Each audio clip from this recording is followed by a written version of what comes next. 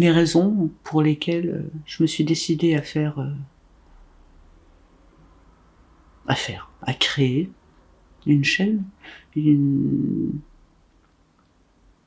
D'une part parce qu'il y a eu des sollicitations qui m'ont été faites par des professionnels, par des personnes non professionnelles également, que ce soit sur les réseaux sociaux ou dans la vraie vie, et visiblement j'aurais des choses à dire, même si là il n'y paraît pas, et sur tout un tas de sujets très différents. Et d'autre part, je me suis dit pourquoi ne pas utiliser,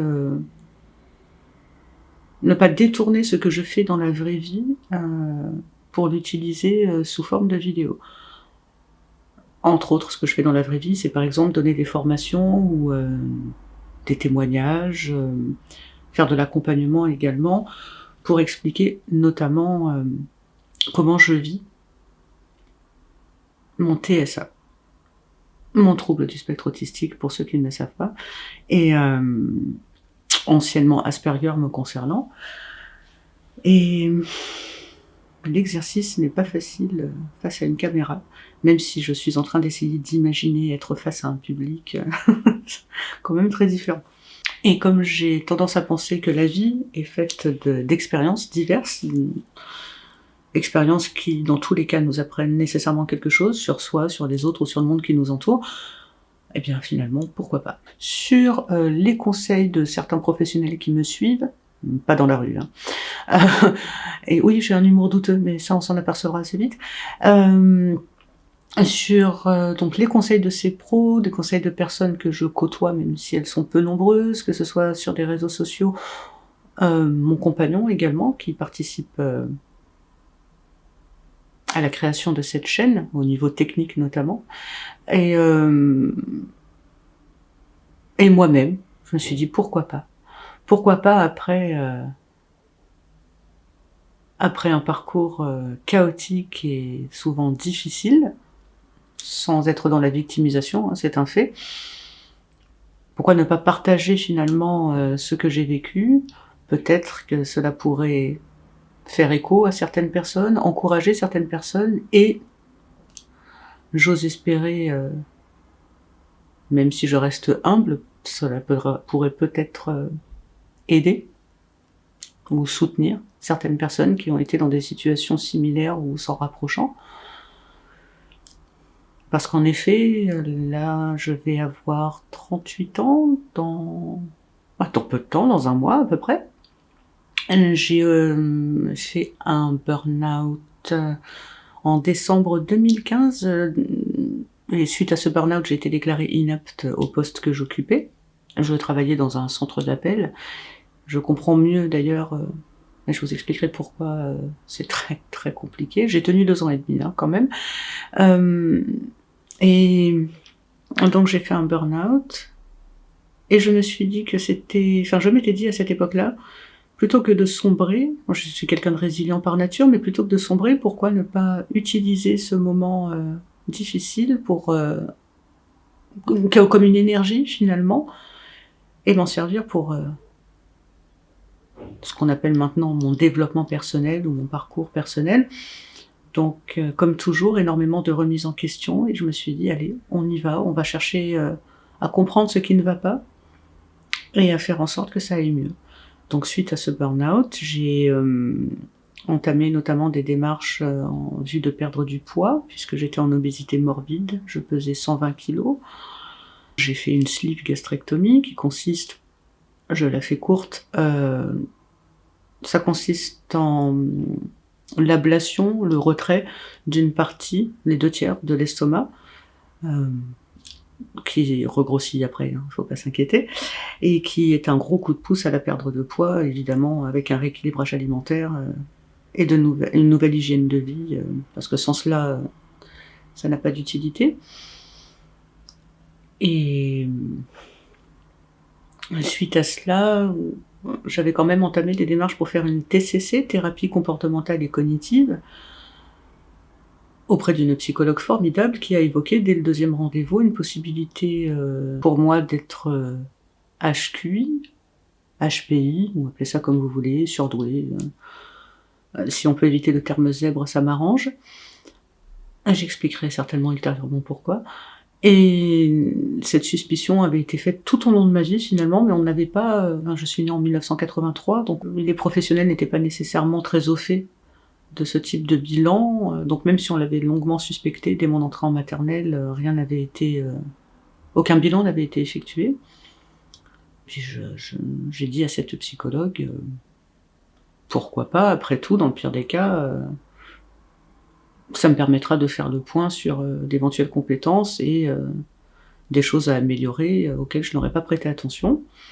Il s'est donc avéré effectivement que je fais partie des personnes HQI, même THQI, mais ce qui est d'autant plus intéressant, c'est que ça n'expliquait pas mes difficultés. Ça expliquait quelques ajustements que j'ai dû faire à peu près toute ma vie, dans le sens où j'avais régulièrement de la frustration lorsque je discutais avec des gens, parce que je pouvais avoir tendance, sans prétention aucune, je pouvais avoir tendance à trouver les personnes plus lentes, et ce qui pouvait générer, quand j'étais beaucoup plus jeune, une forme de frustration que j'ai évidemment appris à gérer.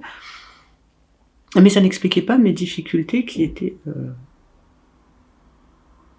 relativement nombreuses, notamment au niveau des interactions sociales, et ce depuis toujours. Des difficultés de compréhension, des difficultés de compréhension émotionnelle de mes propres émotions, de celles des autres, le langage non verbal, tout ce qui concerne l'application et l'apprentissage des codes sociaux, des difficultés au niveau de mes comportements qui étaient considérés comme inadaptés sans qu'on m'indique pour quelles raisons, des passions, ce que moi j'appelais des passions en tout cas à l'époque, qui étaient dévorantes et chronophages, beaucoup de rituels qui perdurent dans le temps, hein, puisqu'à bientôt 38 ans j'en ai toujours, beaucoup de choses que le OQI n'expliquait pas, et n'explique toujours pas. Donc cette psychologue a suggéré qu'il y avait la possibilité que je sois donc, comme on appelait à l'époque, Asperger. Une amie que j'avais à l'époque et que je n'ai plus, ce sera l'occasion d'une autre vidéo, suspectait cela aussi chez moi. Et j'ai entamé, je vais dire des démarches, plutôt des recherches frénétiques sur des groupes, sur internet, en lisant des bouquins, en évitant au maximum des biais cognitifs tels que l'effet Barnum. Toujours en résumé, le fait de se retrouver dans des caractéristiques trop vagues. Donc j'ai évité cela aussi, en me disant, si je prends ça de façon isolée, est-ce que je connais des gens de mon entourage qui correspondent à ça? J'ai demandé à d'autres personnes qui se retrouvaient pas dans des critères de diagnostic, etc. Et je me suis dit, quitte à continuer et à vouloir vraiment mieux me connaître, et toujours en profitant de cette après-burnout, et de ce que j'appelle cette renaissance finalement, et je me suis dit, pourquoi ne pas effectivement entamer les démarches, puisque j'avais le soutien de cette psychologue. Et que je remercie au passage évidemment, au cas où elle regarderait cette vidéo, et j'ai bien fait, puisqu'effectivement j'ai passé les bilans de diagnostic dans un centre spécialisé, le CEAA, qui est l'équivalent du CRA, les acronymes, donc CRA c'est Centre Ressources Autisme, et le CEAA c'est le Centre d'Expertise Autisme Adulte, voilà. Donc ça dépend des départements et des régions, je ne vais pas m'étaler sur le sujet tout de suite, mais donc j'ai été diagnostiquée dans ce centre par une équipe pluridisciplinaire, composée d'un psychiatre et de 2 psychologues, et il s'est avéré, au bout de ce parcours de bilan, qu'effectivement, je fais partie de ce qu'on appelle désormais les TSA, troubles du spectre autistique. Ce diagnostic-là, en effet, explique, en grande partie, quasiment la totalité de mes difficultés, de mes fonctionnements, de mes différences, voire même de certains handicaps. Et j'ai également poursuivi donc des diagnostics, puisque j'avais des problèmes de santé, que j'appelais problèmes de santé sans savoir réellement ce qu'il en était, puisque, ayant toujours connu des douleurs, je pensais, à tort évidemment, que tout le monde vivait ce type de douleur. Et il s'est avéré que ça n'était pas le cas, donc j'ai été diagnostiquée dans un centre spécialisé à avoir un syndrome d'Ehlers dans l'os, un SED, donc, pour résumer encore une fois, une maladie génétique qui atteint les tissus conjonctifs, donc un problème de collagène qui touche toutes les articulations, qui deviennent forcément douloureuse, et de plus en plus douloureuse. Et encore plus récemment, il y a moins de 2 ans, j'ai obtenu un diagnostic au CHU, puisque le syndrome d'Ehlers-Danlos n'expliquait pas les douleurs musculaires. Je suis également atteinte, on va dire, même si ce mot ne convient pas à tout le monde, d'une deuxième maladie génétique rare, qui est une dystrophie facio-scapulo-humérale, et on peut résumer ça sous le terme myopathie, hein, ça sera plus simple. Voilà. Je n'ai pas encore parlé de tous les diagnostics, mais je pense que j'ai parlé du principal. Et donc, pour résumer le souhait de cette chaîne qui est la mienne, c'est évidemment de partager, de donner petit à petit des bouts de moi pour une meilleure compréhension de qui je suis, pour les personnes curieuses. Peut-être certaines personnes vont s'identifier ou vont se remémorer certaines choses les concernant. Peut-être que ça pourrait donner, soyons positifs, une forme des formes d'encouragement finalement, de résilience, le fait de ne pas baisser les bras et d'apprendre à s'écouter. Et il n'est jamais trop tard, puisque j'ai donc obtenu ces diagnostics quand j'avais entre 34 et 37 ans. Oui, et je vais en avoir 38, donc c'est relativement récent.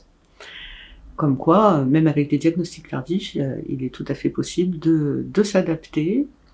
Dommage d'en arriver à un burn-out, mais comme quoi, même quand nous touchons le fond, ou ce qui nous semble toucher le fond, ça peut nous permettre de rebondir. Je ne peux pas prévoir encore, malheureusement entre guillemets, je ne peux pas prévoir de fréquence pour l'instant d'enregistrement de vidéos, puisque là c'est la toute première, dont je ne sais pas encore comment ça va se passer, il y a encore le montage, des choses comme ça à faire, mais je pense que dans le temps cela s'unifiera et deviendra quelque chose de régulier. Et de toute façon, en suggestion, si vous avez des questions à poser, si vous avez des sujets que vous souhaitez que j'aborde, voilà. Moi, je n'ai aucun sujet tabou, je n'ai strictement rien à cacher, je me ferai un plaisir de répondre toujours sincèrement, puisque je ne sais pas mentir. Et voilà. Soyez curieux, n'hésitez surtout pas. Et si vous souhaitez vous abonner pour ne pas manquer les vidéos, je suppose que vous savez comment faire. Je remercie les personnes qui me soutiennent, donc les professionnels dont je parlerai ultérieurement, mon compagnon dont je parlerai ultérieurement, ma maman, même si elle est loin, moi-même, tant qu'à faire. Je pense que c'est intéressant d'être bienveillant et d'avoir de la gratitude envers soi également, et en espérant que ça vous plaise et que ça vous intrigue.